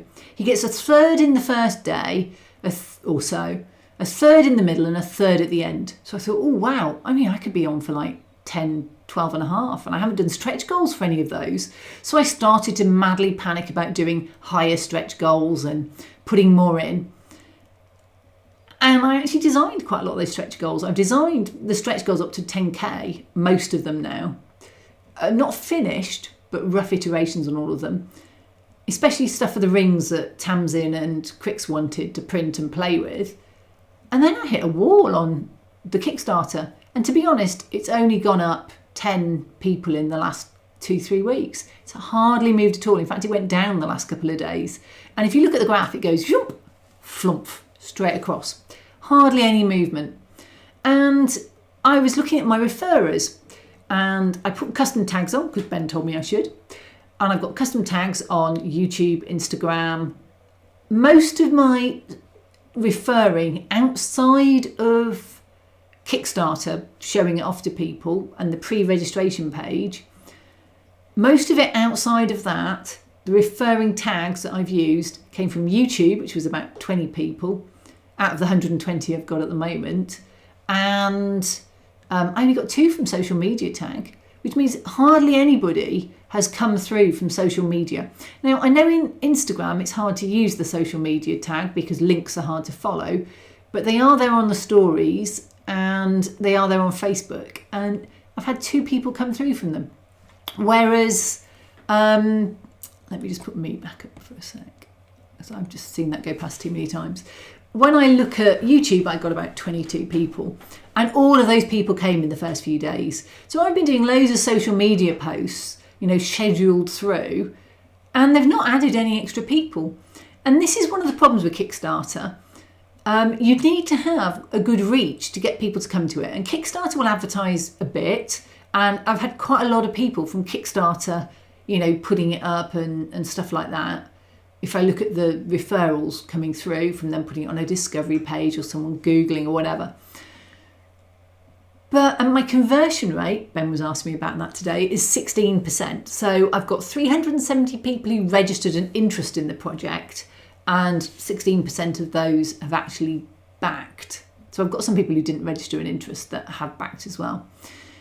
So I obviously need to work on my reach, and this is crucial, but I hate marketing myself. I felt really bad about putting an advert in for my Kickstarter during my final images of the last video. And it's quite hard. What I do notice is that everybody organically grows on Kickstarter. The more they do, the more they get known, the more people get notified, the more Kickstarter says it. So I never thought my first one would be sterling, and it was always my test one. And I was blown away by how much I got so quickly. It was a really great sign because I wasn't sure whether this was going to work. So it was a real affirmation. But the next 2 or 3 weeks have had very much that YouTube feeling of, oh, it's really slow and not much is happening, and my channel's not growing, or my Kickstarter's not growing. And it's only got 5 days left, and Ben said you'll get a lot in the last few days. Well, I'm really hoping that I do, because I've designed stuff for stretch goals we're not going to reach, and it will go on the shop instead. And Cricks and Tams who wanted it have got some of the stuff already, and I will do some of the things they've asked for as well. Cricks has got a couple on his tick list. But it's been really slow, and that's actually been very demoralising, because this is kind of my new career now, designing 3D prints. It won't be what's on the live streams all the time going forward, because I will get better at managing my time, and I will do the stretch goals before I go into the Kickstarter next time rather than during the Kickstarter. And I've already listed what some of my stretch goals are for the next one. I've ideas what they're going to be. And there's going to be minis in the next one. I'm going to collaborate with someone. I've spoken to them already about it. And that's going to work really well, because there'll be a chance. So the next one is more like a complete board of whatever game you play. If you want to do something in a lava planet, everything you can imagine lava, whether it's Star Wars or Dead Zone or Grotty, whatever, you will be able to get it all sort of in one board. Now, I'd need to be careful not to go overboard again with too much stuff. And I've actually already realised that I've designed too many iterations of lava tiles. Whoops. Because I needed 36, I designed loads of different iterations, and they may get done because actually they're not hard to do. I don't actually need to print them once I've printed 36. I'll have a good idea. And some of them are duplicates. But it's been a fascinating sort of understanding of, what do you do when your project's just a little stalled? So I went onto some Discords and posted there. And I've had, actually, my referrers from Discords, I've had 3 or 4 from each of the Discords I've put it on, so that's positive. And I reminded a couple of them today. I've had, I've been on every day on Instagram and Facebook. You're probably bored stiff of it. And it's the last week now. I just want to push to the stretch goals, really. But also, I kind of want it as a sign that this is the way forward. I've had 3 or 4 years now of, we're in 2023? We are. I've had 3 years now, over 3 years of not really knowing where I'm going. And that doesn't bother me. I've never been a career person. I've never mapped out my career, but I feel like I need to start earning money. So I wanted this as a very positive sign that this is the direction. And it hasn't been as positive in the second part of it, or the middle part, as I hoped for. So there we go. It has been a struggle. So Kickstarter, I mean, I went all in with everything that I knew you needed to do for Kickstarter, with a lot of help from Ben and a few other people. And John Games, who also works for Second Dynasty, rewrote all my marketing spiel for me because I'm crap at marketing spiel. So thanks, John. You know, there's been a lot of people helped me out. I've had a lot of support from content creators, people happy to do collabs in future. I'm not quite sure how they work, so I still need to work on that. But yeah, it's been a middle. It hasn't been a third. I mean, it was £5,000 at the end of the first few days, and it's still at £5,000 something. Hasn't gone up. And every morning, every evening, and every day, Kickstarter sends you a thing going, new activity, and you're looking at it and go, oh, and it's always a comment, not a pledge. Now that could be it's priced too highly now, because everybody else in the first 2 days bought for the early bird offer. And it could be that now it just seems a bit pricey and there's a pricing thing there. That's something for me to look at for the future. It could be all sorts of reasons. You know, modular landing pads, is it too expensive for that? So there's things I need to work out. Was it a price issue? You know, what was the reason that people haven't backed, that have looked at the page or referred through? So I need to do some work on that. And I get a sort of fulfillment survey at the end, so I can ask backers a set of questions. It's like an exit survey, and I will be asking them what they liked best about it, what attracted them, sort of thing. You know, what was it they wanted from it, and what would they want to do in future, which is going to be my next poll. So you know I'm doing lava next, but let's, what would excite you and make you part with cash? Okay, first of all, we've got lava. You better all say that. You can only vote for one is the trouble on this. Then we've got a space. I wrote these down earlier. Spaceport, add option. Then we've got Cyberpunk City. Then we've got Spaceship. This one's been on my list for a while, but Multiverse has literally just done one. I don't know that that is actually the right word. I can only add these on. Okay, so that's the amount I can add. That's what you're getting in the poll. I had more on the list, but there we go. Right, so whilst that's up, let's have a look. So where am I? So we had Bravison. Bill Forrest, yes, Kathy, a swappable door, multiple size inserts is a definite plan. I think so, because everything's on a 3-inch grid other than that, so everything's going to be 3-inch high. And then you can make it bigger or taller as you wish. So Norm, I have a friend who prints buildings in ZN, HO and O and was having problems with scaling. I suggested printing out a rack of figures in each scale to design his doors and windows with. It helped. It really does. Scaling is so hard when you're just on a scaleless 3D print program. It's a great suggestion.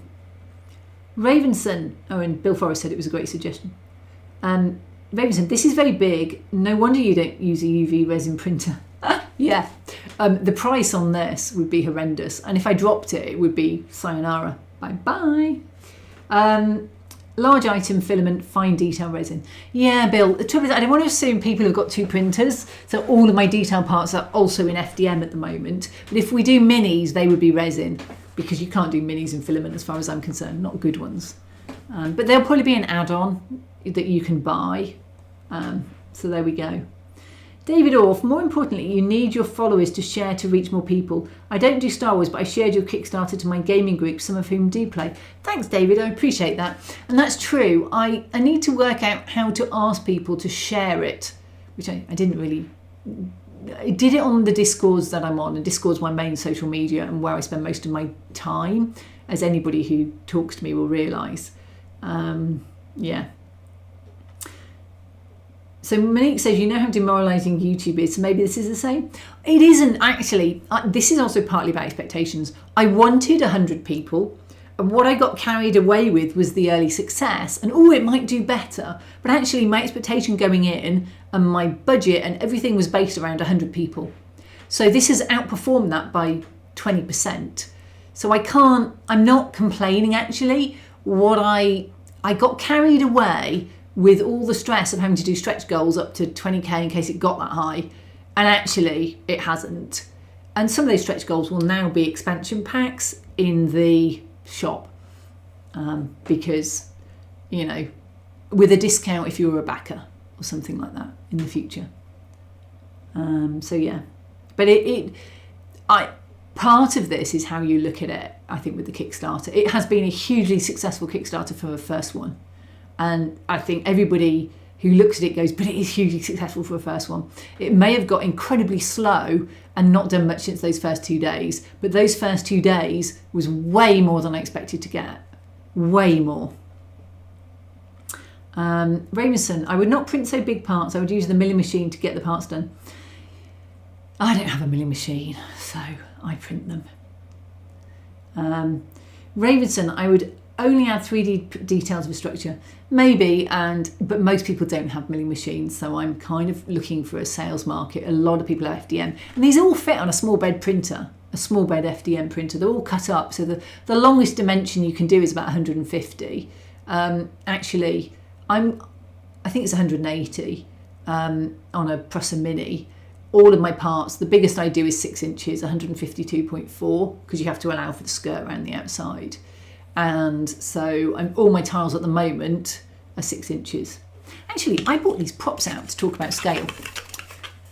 Props. So this is a skiff for my lava. I just did something quickly. It's like going to be a bridge against a bigger lava river.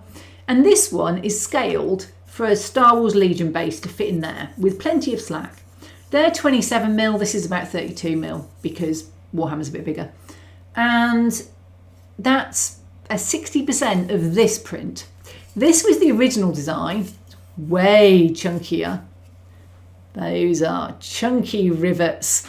And it's chunkier. But this was designed for Shatterpoint, which has 50mm bases for some of its double item things.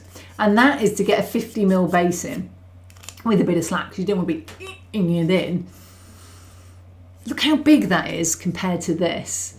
So to get this one, very simple to get that on a 6-inch board, very easy. This one, massive. The river has to be massive. Everything has to be massive for this to fit. It will probably go that way, whereas this one will go that way almost. But it's been really interesting because I printed the Shatterpoint one first, and then I thought, well, actually that's massive for Legion. So I printed it again at Legion scale. These are the same scale, but it's a scaleless item, a skiff. You know, a skiff can be 100 foot long, it could be 5 foot long. Well, probably 10 foot long. So it's almost like a scaleless item. What scales it are the rivets, and it's better in Star Wars scale. I might tone those rivets down and stuff. It was just a test. And yeah, big difference in the two scales for just how things physically fit for playability. And that's something you really need to take into account, is how do you play with these things? And that's something I'm still learning. So, Bill says, the models are fantastic, Kathy. However, as sci-fi gaming targeted models, I have no use for them. They should be very popular though. I hope so. I do hope so. Monique backed it because it's me. Thank you, Monique. I do appreciate that. Are the only one printing these? And if so, how long is it taking you to do just one landing pad? So I've got 3 print testers who've all done the desert rings. Well, how big's a landing pad? Some of them are only a few inches across. Some of them are 2 foot across. So it really depends which landing pad you're printing. It's the trouble with modularity is, you know. So one of my lava tiles, depending on how you print it, At the moment, they're taking about 11 hours to do a lava tile because I've sped it up a bit to 60. If it's a detail print with smooth sides, I'll do it at 45 to avoid ringing effects, which I do get otherwise. But one of my print testers has got an anchor make and he's printing at 350. 350 compared to my 45 or 60. You know, he's flying through them. So it's really hard to answer that question. It really is. Yeah. But yeah, it takes a few days to do a simple one. It takes a few weeks to do a whole board landing pads, you know. And I've done enough to do 3 or 4. I've probably done enough to do 6 or 7 boards, to be honest. I mean, printers have been running since January 24/7. Probably, apart from a weekend away and a week off. But they're already on the next project. I just need to pause them back onto this one. I've got a pile of snagging stuff just to print and check. Because I redid a pile of stuff and then went, it doesn't fit. The holes were mirrored. There we go. So Timber says, figures in FDM are like skinny Dunlop men. They are. They're very bad. Michelin man. So Polite says, I'm a normal HO guy, but I'd love to build a sci-fi themed diorama in HO maybe one day. I'd like to do a monorail one at some point in the future. So that's an interesting one. Jerry McCabe, you'll find 40k pairs will probably need to print the Shatterpoint size anyway. Yeah, 40k is massive. Like just big Space Marines. I'm just not into the aesthetic, so I haven't really looked at it a lot. So Tamlin says the sci-fi ring took a bit over a week to do the lower part, a bit under for the upper half, which is a bit smaller. And he says, wow, your electric bill must be a heart stopper. Thanks for answering my question. Yeah, I had building work, so my front door was wide open and for a week when I was away with my heating kicking on, because it was just when they were just starting in October. And so I was heating the whole of the outside for a week, so that put a big dent in my heating. That was like £200 for a week. Was not impressed. And then they had the side off the house, so heating could never do anything. So Stephen, the terrain room is almost finished. Now it's just finding time to do any modelling. We're working on the garden at the moment. Yes, mine will be done in June when this is all out. I will look at the garden. So interestingly, I'm going to end the poll so you can see it. If I don't end it, then when you look back later, you can't see it. So the spaceship graveyard and scrapyard came top, with half of people saying they find that interesting, which is really cool, because I actually really like that idea. I've designed things for a spaceport and cyberpunk city that ended up not going into this set. So I've got like a hotel and a sort of control tower and stuff like that, sort of designed up. But nobody said lava. So I'm intrigued why nobody said lava. Is that because I'm already doing it, or is that because nobody likes the idea of it? I was doing lava for Shatterpoint because I wanted to do a light up board. So it had to be something that would light up from underneath, and lava's the obvious one for that.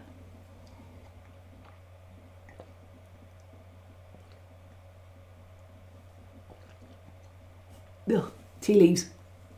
I drink Chinese tea, and tea leaves are always an issue. But I can feel my throat going. So Bill has a great idea for Stephen if he's going to do gardening, is make a garden railway. I'm not sure electricity and garden railways work. So on the front here, I can see a so Raveson expresses he thinks lava is very special. Thank you. Is that like your special child that needs extra attention? So stating the obvious, scrapyards are visually interesting. I like the idea of the nozzles, a big circular arc. I think that would be really cool, kind of like a buried nozzle. And Tamsin, I think World of Warcraft Buildings currently has a spaceship graveyard campaign running as a Kickstarter. Multiverse has a distant outpost, and one of the war ones has someone, is it War Scenery or someone has like a crashed ship or a something.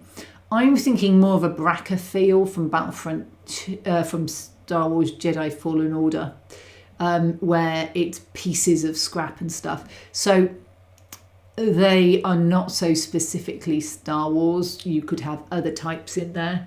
But yeah, I think it's an interesting one. That's why I say there's a few people running it at the moment, so it's probably not going to be next, but it's interesting everyone picks it. John knows nothing about lava. And yeah, Stephen doesn't think his partner will like a garden railway. But so lava's interesting. I was Googling lava pictures. Did you know you can get blue lava? Blue lava in this earth, not like out space. And it's where the sulfur is burning off above the lava. You Google it, blue lava, and you'll see what I mean. I was like, wow. So I've got these lava tiles. I'm going to do one tile in blue lava, just one single tile with a little light underneath. And then I'm doing one tile in Lola Sayu, which is a Clone Wars one, which is purple and yellow. So I'm going to do that as well. So Jerry says he skipped lava since you said you were doing it. And of course, we've seen The Mandalorian, so scrapyards are obviously great. Yay. Yeah, I mean, just like... if you've played Jedi Fallen Order, and I haven't played Survivor yet, that's for June when I've finished all this, you start off in a scrapyard, and there's quite a few scrapyards in the Clone Wars and Star Wars generally, so I think it's quite a common one. It's going to be cool. What I'll probably end up doing is starting to build odds and sods for things as I go along. Raveson Express, it's very hot. I hope that's the lava. Not voted for lava because you're doing it already. Thank you, that's all right then. Monique, my Series 3 layout is kind of steampunk to steampunk, so steampunk would fit in. I've not really thought about doing steampunk because I'm more of a sci-fi person, but I've seen some great stuff done in the steampunk area, and there's definitely stuff on Kickstarter that people are doing, so it is popular. But I need to be able to print at 00 scale. Well, the beauty of 3D prints is you can print whatever scale you want, but if you're shrinking it down a lot, and 00's about half the size of what I'm doing, then you probably might want to move to resin, which I'm not supporting because I don't want to support those. So Jerry, I was going to ask about the blue lava. I based some minis for it. Yeah, it's so cool. I couldn't believe it. I'm so doing blue lava. And I think a board would be amazing. I'm going to go boring more Mustafar Sullust with this one. I'm going with the typical lava streams, big lava streams, which you saw in the tiles that I've done. There were a couple of them. Blue lava. Sounds like a soap. It's the perfume. Eau de blue lava. Pieces of scrap are interesting as scattering too. Yeah, that would be one of the advantages of doing a scrapyard. There'd be a lot of small scrap items that would be great just to add into other boards and things. So yeah. Yeah, so I've set you all off on blue lava now. I can see Madman's going, whoa, that blue lava is cool. Raveson Express. The miniature of Wonderland in Hamburg had big problems to realise lava. First they tried it with kinetic sand. I'm just using LEDs that have a flame effect, so they're going to hopefully be right. I haven't actually turned them on yet and tried them. So yeah, but I've got a thing now. Someone had been to see it and I wasn't really paying attention. So it's just come out, hasn't it? They've just opened their lava section. But a lot of these new ones, I mean, their Patagonia section with the water looked amazing. It's a different technique that other miniature worlds had already used with projection, but it did look really cool. As an aside, has anyone seen on Instagram, going round today and yesterday, there was somebody who's done a whole board, which is basically a TV screen from beneath, let's put it that way. And you can have boats on water and you can have people moving through it, and he's done a whole virtual tabletops all the way through. It looked really cool. Blue lava guitars. So, all right, so we're now on the week 3. I've talked about the Kickstarter so far, and this is supposed to be Kickstarter. So now let's talk about the end of the Kickstarter a little. So once you get to the end of the Kickstarter, you have to issue out all your files, which is a real headache. So I mentioned earlier, I'm going with my mini factory. It's $24.99 a month. So that cost will come out of this, the first 6 months will come out of this Kickstarter. And once it's on there, I'll be able to carry on selling the Kickstarter thing, you know. I will have the same core sets and an all-in pledge, so you can have them in 3 pledge levels still. And I will then be able to put them in my shop. And I still need to work out how the pricing works for that. I'm still not quite sure how much extra it is to get it later.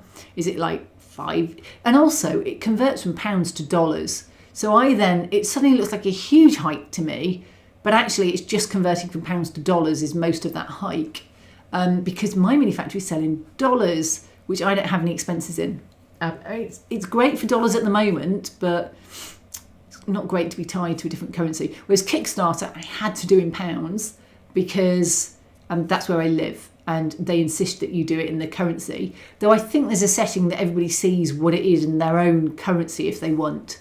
So there we go. But yes, I then have to get the files ready and the instructions. Now this was something else I hadn't done beforehand that next time I will have done before, because I've still got to write the instructions. Now that wouldn't necessarily be too bad normally, but some of my modular ones are quite hard to describe. How do you put it all together? So I've done one set of instructions so far and that's it. And they are sort of almost like blueprints, I'm calling them, but I need to do them for all of them. So this week I want to really design out some more of the stretch goals. And my life basically goes 8 till lunch, which is at 12, designing for Kickstarter. So it's been snagging lists, it's been stretch goals, and now it'll be blueprints from this week to make sure that those instructions are done this week. Because they're part of the core, and it's acceptable for your stretch goals to come out slightly later than your core set. It's not acceptable for your core set not to be available really when the Kickstarter ends, when you're doing this kind of Kickstarter. So on the stretch goals, as I said, they're mostly done. So I've got the workshop edition, which I know what I want to do for, and I've got a few other things. So that's fine. I guess I've got like 2 weeks of grace then to finish off my snagging. So I've actually got 3 weeks to write the instructions, do the stretch goals, finish the snagging, and then it goes out. And in that time, I also need to get it on Pledge Manager. So that's kind of the end of the Kickstarter. Now, if I blow through a few more stretch goal levels, like if I suddenly went up massively, like I did at the beginning, which is unlikely, then obviously the pressure's on to do more stretch goals. And what I will do next time, and this is my big learning point, you need to have your stretch goals designed beforehand and rendered to the stage where they're at least rendered so people can see them. And I hadn't got them to render stage, so they're still question marks, and I feel quite bad about that. So although the workshop edition's up here, and it actually isn't that hard to do, I've already done the workshop bench as part of the free gift.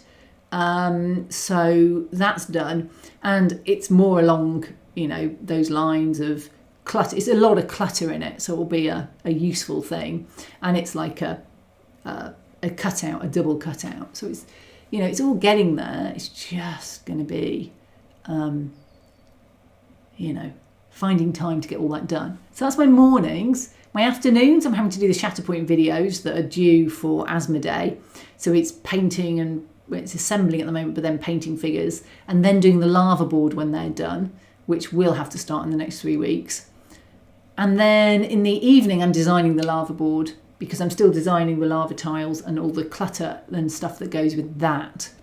But that then is actually the next Kickstarter starting. So what you could say is that I'm working on the current Kickstarter in the morning, I'm modelling in the afternoon and YouTubing, and then in the evening I'm doing the next Kickstarter. So I'm actually doing too much at the moment, and I will settle that back down. But I get bored of an evening if I'm not working, because I always used to do my hobby, and my hobby is this. So there we go. That is the end of the Kickstarter. And then there's all the exit surveys and deciding what to do for the next one. Okay, so breathing LEDs are perfect to light lava from beneath. Another option, space permitting, is a rotating disc in different coloured pie slices lit from below, like old electric fires. Oh, we had an electric fire like that. Yay. I know what you mean. It's like a fan, so it flickers. This is a 3 foot square board, so I think it will be flashing LEDs for simplicity, and also is a grill around the side, like a Star Wars grill, you know, that pattern, to allow air through, so that you can definitely put air through. And I need to decide, each one of the boards will need a plug socket as well somehow. Need to put that in. So I was going to magnet them together, but I don't think I will, because it looked quite messy from the outside. So they'll just push together because they're quite big. The lava mountains are going to be 1 foot by 3 foot, and then there'll be another 3 foot lava kind of factory, which will be a lot more open than that sounds. It's not like it's going to be a square building. It's going to be like open gantries and sort of walls that you can put in. So you can have line of sight blockers and look throughs and open windows that people can look through. So it's going to be a lot more like a useful interior for playing with, but quite high. So if you want to use it for Shatterpoint, the only trouble is Shatterpoint wants to be above 3 inches, and all of this is 3 inches because that's the standard for so many other games, whereas Shatterpoint is 3.5. So it's difficult, and I could resize everything, but the chances are I will just allow different heights, but the bases are 3 inches. So there'll be like 2 or 3 different heights of things, maybe for the different scales. They wanted the lava to run down the Etna. Okay, Ravenson, I understand. That's quite hard, but I do feel light could have done 90% of that. So John Crooks, I tell a lie, that fluid rock volcano stuff I do know about. As I missed the start of the stream, I thought lava was a gaming name platform like 40k, etc. No, I'm doing a lava board. Not because it's a game, but because it's got lava on it. In fact, oh no, the slideshow's gone. I had a slideshow up earlier showing my initial lava tiles, which are done. Woohoo! So, great news. Oh, hang on a minute. We've got some other stuff first. I'd love to build a lava diorama because I'd love to light it up too.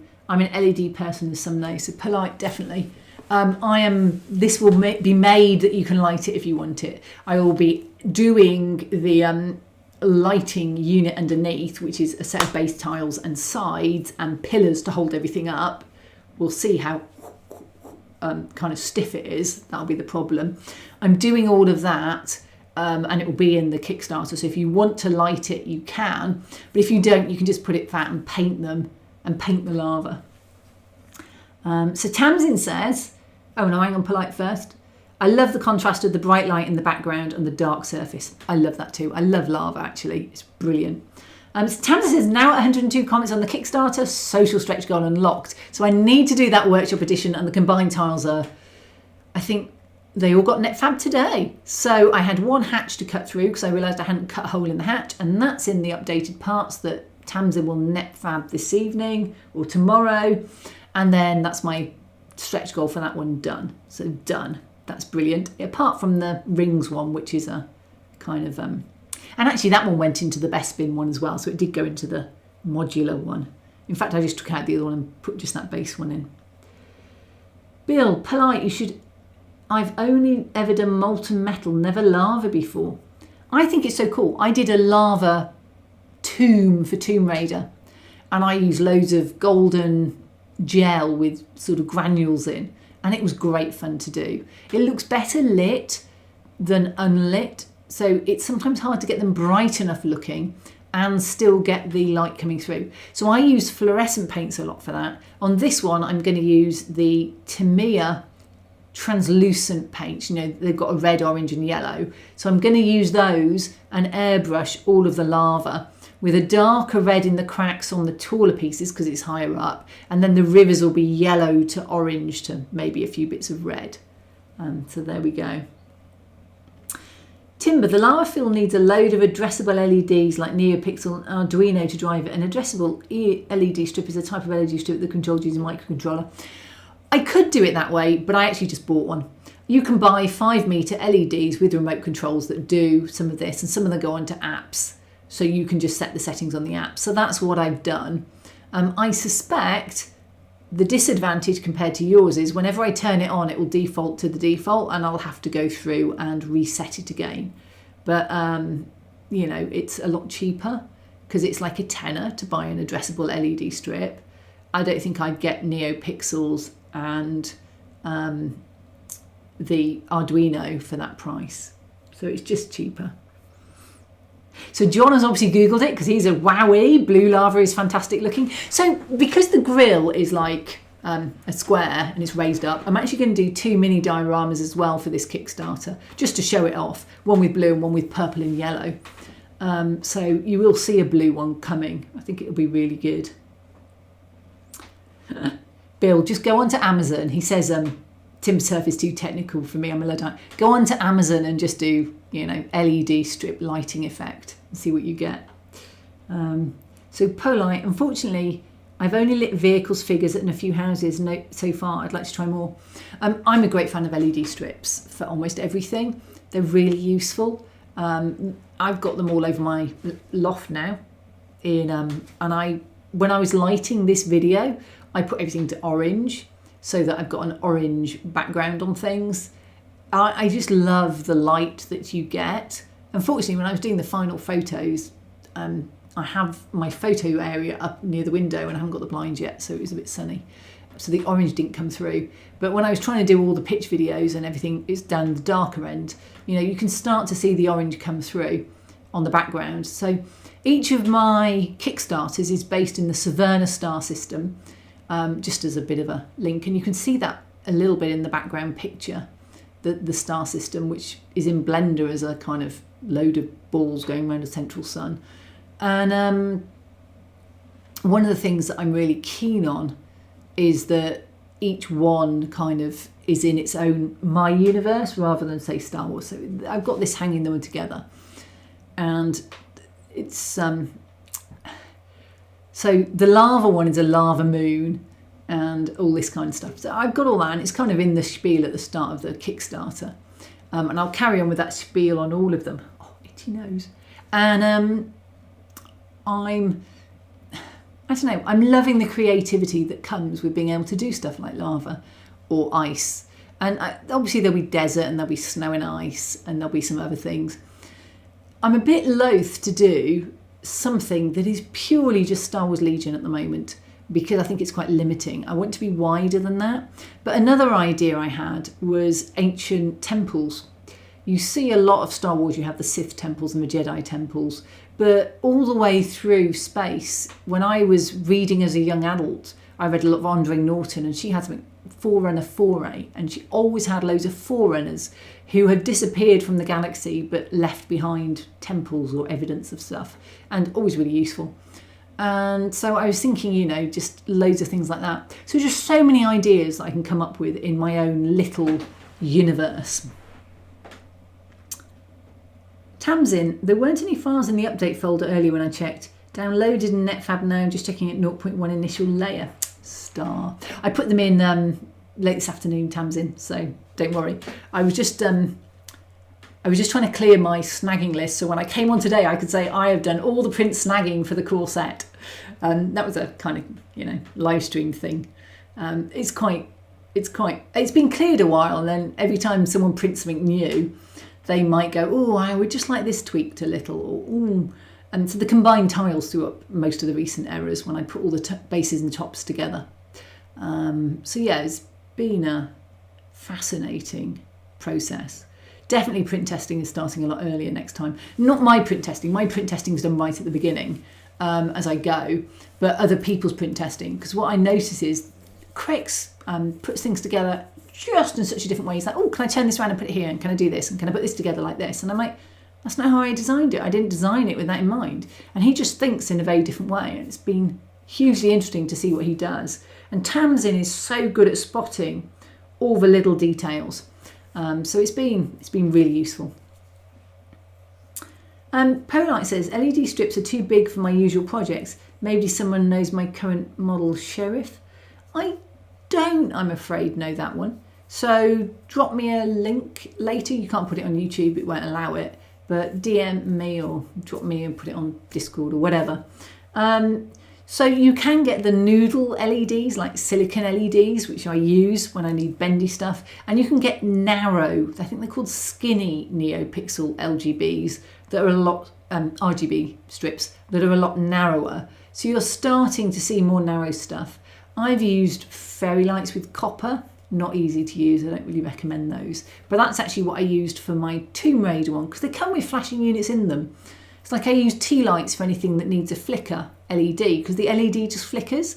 You just take the LED out the tea light and you've got batteries and stuff coming out your zoo and little mini switches, and you've got a flickering thing. And so when I've got lava, I will design something. I want to do some geysers for the Kickstarter, you know, lava geysers. I'll probably design them so you can put an LED at the bottom and they can flicker with light, maybe. I mean, I'll do a set without and a set with, probably. So there we go. Bill, I did a steel mill for someone and it had molten steel ladles and ladles and furnaces. Those were killer cast resin tinted with breathing LEDs. They fade in and out, and with white side LEDs for the constant glow. That sounds fascinating. That sounds really good. So I love doing explosions and stuff, and this is one of the ways I've drifted away from model railways. But that definitely is something you could do on a model railway, is molten steel and all of those sorts of things. But we are getting near the end of the stream. It's 3 or 4 minutes to go. So I want to just wrap up by saying I've got a lot of projects going on at the moment. If you do want to support my Kickstarter, I hate being the salesperson, but I probably should say it at this point. You've got till Friday at 9. Please don't leave it that long. Go and support it. I really would like this to do well and open at least one of the other stretch goals, because I've actually designed stuff for it. I don't mind if it doesn't get past 10, because I don't want to have to design those, but I've designed all the stuff up to 10k now. So, or I've got 90% of it started. So I really, really would like to get that far. Otherwise, I'm going to have to do something with the T junctions, because Quicks and Tamsin really like them. So they need to go there. So there we go. Perlite says, I only have 2 YT Shorts videos by now, but I'm planning a small diorama with the car. That would be good. John, an LED, RGB, SMD diodes as a supercomputer panel under your tiles would be cool, flashing randomly underneath. Okay, so all I would say is I'm just going to something quick that I can plug in to mains with a USB socket, because USBs are nice and generic. And so should I not be doing it in future, it will literally plug and play is the idea. But I think if I wanted it to be more high tech, I definitely could. There's some great ideas coming out here as to how people would do that. And when I've got the lava river, I may need to think more about how the directionality works. Well, thanks. Nick says, thanks for the fascinating stream. Thank you. I hope Ryan, who had run one at the beginning, is still around. But because he was interested in the Kickstarter. So being a Kickstarter has been fascinating. I would describe it as panic. Oh, it's not doing much. Oh, I've still got so much to do. Perhaps it's good it's not doing much. That's probably where I am at the moment in the stages. But it has been a huge learning point, and that is always what your first of anything is. I've got so much invaluable experience. Even if it hadn't made any money, I've learned so much, and I'm very lucky that it has made £5,000. So that's brilliant. I'm really happy that my first one has been well received. I can see things I need to do better. I need to make it more on my YouTube channel. So I've got dioramas of things that are sat on my landing pads that haven't made it onto the YouTube channel because I haven't had time to work on those dioramas. The LAT that we had up earlier, the Clone Wars gunship, which was on a landing pad, that's got a whole diorama. That would have been a great sales point, and it never made it on there. So I need to get better at the sales and marketing and work out what avenues actually work, because social media didn't seem to do anything, which might sum up social media for most people. So yeah, I still need to work on all of that, but it has been a really positive experience, and I love designing 3D prints. I really love creating worlds in miniature. So I'm going to end on that point. I feel so lucky to be able to do something I love and to share it with you guys. So thank you for coming to the stream. If you're watching it later, thank you for listening all the way through. And I've got some things. So Tim's reminding everyone to push the like button. Do it before you go. Bill says hopefully you'll get the backing you need, Kathy. Thank you, Bill. Digger says, great stream. Thank you, Digger. Thank you to Digger, Timber and Norm, my mod. You've been very well behaved. I haven't seen them deleting any messages or stopping any chat bots this evening. And so thank you very much. And listen, I often go back and have to rewatch the start of the streams because I missed the beginning of them. I try and watch Ben's one on a Friday lunchtime. Advantage of being self-employed, you can do that. And I always miss his beginning normally. So don't worry about it. Thanks, Mark. He says, great evening as usual. Good luck in the Kickstarter, one of your subscribers. Thank you very much. And guys, it will be the usual time next month. It will be the second Sunday, which actually isn't that far away now because just of where they fall. So I'll see you very soon. I am not sure whether Thunderbirds will have appeared or not, but if it isn't, I will find something else to put on the channel. But definitely I'm hoping Thunderbirds may have made an appearance because actually we nearly got a Thunderbirds landing pad in this, but it just didn't quite make it in. I couldn't get the structural integrity right, so it didn't happen. But there may be in future the Thunderbirds buildings may repurpose in some way. It may be a temple actually. It looked more like a temple by the time I'd finished. But anyway, thanks guys, good night. Thank you for watching and have a great modelling few weeks. See you soon. Bye.